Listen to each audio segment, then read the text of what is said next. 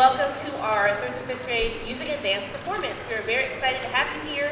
Your kids have been working very hard over the past couple months putting this together, and we're excited to show you what they've been working on.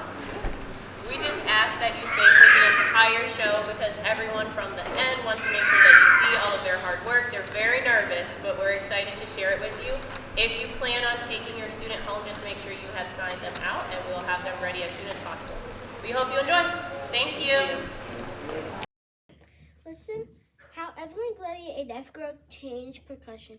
Written by Shannon Stalker, illustrated by Devin Hawthorne.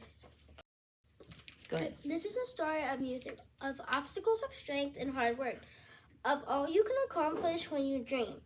If you find your own way to listen. If your ears can't hear the strum or hum or thrum of a melody, can music still swirl and whirl? It did for Evelyn Glennie. Listen. In the late 1960s, Scottish music rolled through the farm hills of Aberdeenshire, Scotland, where Evelyn Glennie grew up. Her heart swelled when air blew from the bellows of her father's accordion on Christmas Eve. She sat on the organ bench next to her mother, and a curtain closed behind them, creating their own tiny world of pipes and pedals. For the moment Evelyn heard her first note, music held her heart. Evelyn played piano songs by ear at 8 years old. Clarinet notes slid through her lips when she was 10, but soon her ears began to hurt. Voices became distant whispers. Evelyn's parents took her to the audiologist. He frowned. The nerves in Evelyn's ears are degenerating. She's never going to be able to play music. She's going to need hearing aids for the rest of her life, and she's going to need to go to school for the deaf. Evelyn didn't understand. Only 30 minutes earlier, she'd been able to play music. Now she couldn't. Why? She wanted to wear hearing aids, read lips, and play music she wanted to choose. Which school she went to. Evelyn's parents shook their heads at the doctor. No, her father told him, hearing or not, she will do what she wants to do.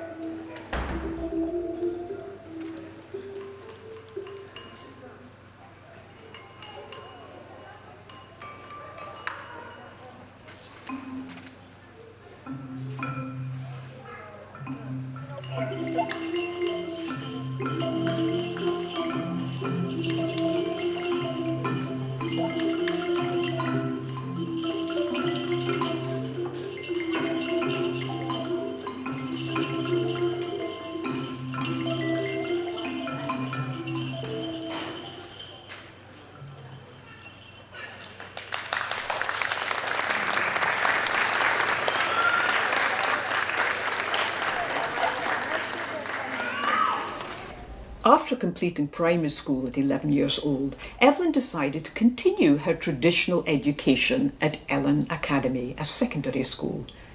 By this time, a ringing phone sounded like muffled crunches in her ears, but still the percussionists in the orchestra caught her attention. Danced the snare drum sticks, doom doom doom doom doom doom, bounced the marimba mallet, and boom boom boom boom thrummed the timpani sticks. And Evelyn knew immediately, I want to be part of that. Every first-year student was tested for musical ability.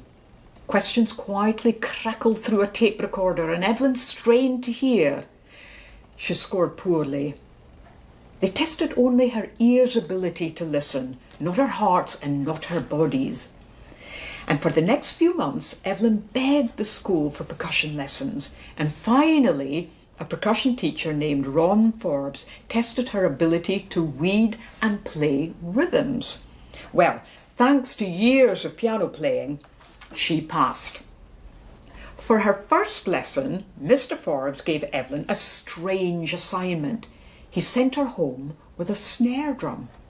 No instructions, no sticks, no stand, just a drum. Well, Evelyn tapped it, she pinched it, she scraped it with her fingernails, she turned it upside down, she rubbed her jewellery on it. Every action created a different vibration. At her second lesson, Mr. Forbes asked, well, how did you get on? I don't know, she admitted. Now he knew that she lived on a farm. So how does a tractor feel? He asked. Oh, Evelyn closed her eyes. She felt the light tingy squeak of an old creaky tractor. She rolled onto the tips of her toes and she played an old creaky tractor. Then Evelyn felt the raucous roar of a brand new engine, and she dug her heels into the floor and she played the roar of a brand new engine. Vroom! And Evelyn, do you think you could hear more if you took your hearing aids out? Well, Evelyn looked at Mr. Forbes as if he had 3 heads. But she took them out, and Mr. Forbes and Evelyn placed their hands on the wall of the classroom. She watched his lips for direction. Listen. He struck the timpani, a big drum that creates big vibrations. Vroom. Then he asked a question that changed her life forever. Evelyn, where can you feel that sound in your body? He struck the drum again. Evelyn's whole body resonated. Her belly, her back, her legs, her feet. She kicked off her shoes. Her heart raced. Vibrations moved through her fingertips. He struck the timpani, a big... Where can you feel that sound in your body? He struck the drum again. Evelyn's whole body resonated. Her belly, her back, her legs, her feet. She kicked off her shoes. Her heart raced. Vibrations moved through her fingertips, her hand, her arm, then crossed her chest and tickled her other arm. And her heart answered. She had found a sea of sound that belonged only to her, and in that moment every other sense intensified as if Evelyn's whole body had become one giant ear. She listened to the buzz of the wide world around her. Vroom. Distant trucks zoomed by. Evelyn's legs listened, humming of the rattle of the road. Muffled voices muttered through an underwater fog. Evelyn's eyes listened, turning murmurs into words. Evelyn became so sensitive to each vibration that she could tune an instrument based only on where she felt the vibrations in her body.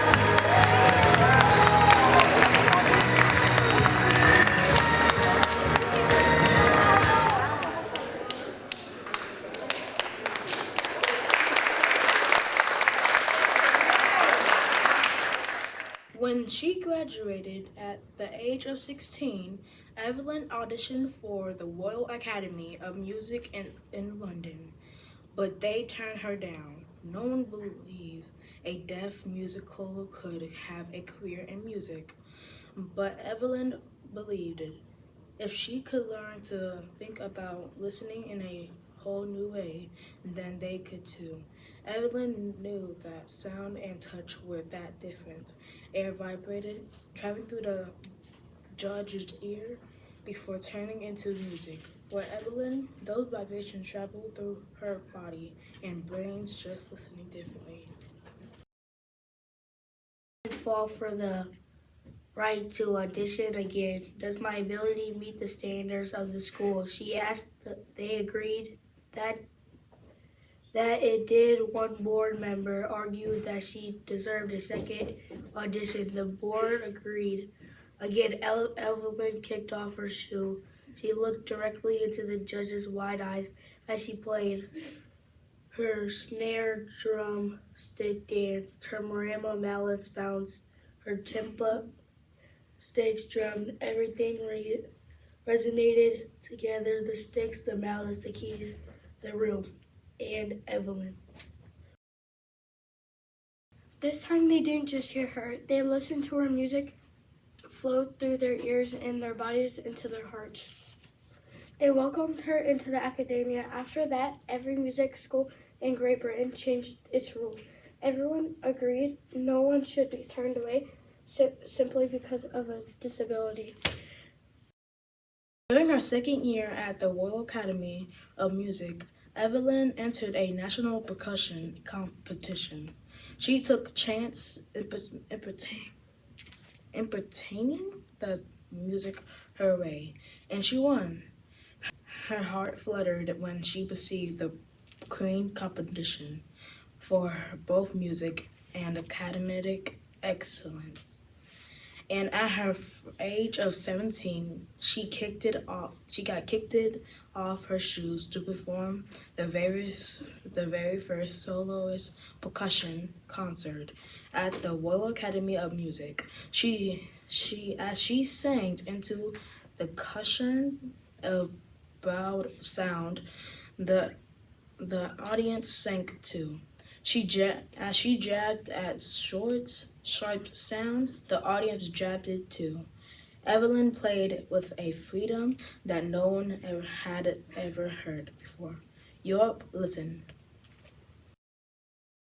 Soon, television shows documents Evelina's life. After graduating, she was invited to perform Bartok Sonata for two pianos and percussion. The piece was recorded by CBS Records and gave Evelyn the first of 2 Grammy Awards. She recorded albums and performed in more than 40 countries. And the Queen of England knighted her, Dame Evelyn. The world listened. Evelyn remembered the audiologist who thought people could only hear with their ears. He was wrong. Losing my hearing, she said, made me a better listener. Evelyn Glennie became the first full-time solo percussionist in the world. She owned nearly 3,000 instruments, all of which sing with her hand. Throughout her life, many people told her, "No, you can't," but Evelyn always knew she could. And you can too, only if you listen.